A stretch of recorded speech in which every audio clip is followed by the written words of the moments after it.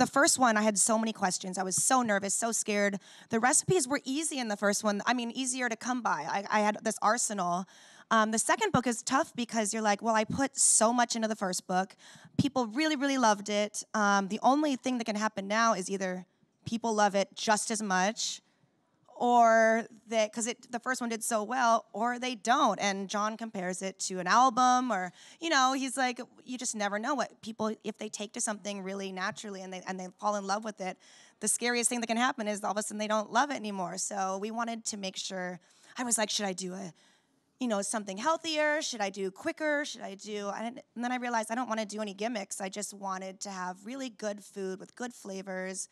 And if anything, it's a little bit, I will say it's naturally simpler and quicker just because of, I cut down the ingredients just because I personally wouldn't make me do the same things that I did in the first book. Like, I have people making their own pita chips and frying tortilla chips just to sprinkle on top of a tortilla soup.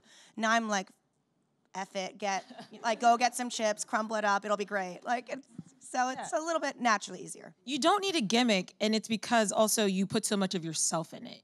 So that's what makes it special. And I think it's actually like a fun read. I think that's one of my favorite things to hear about it is people genuinely enjoy going through and flipping through the pages. And even in like the actual copy of the recipe, it's just like we try to be very relaxed in it. I think my big thing with the first book was I didn't want to intimidate people. I wanted the food to look realistic and attainable, and I think we really carried that onto the second one.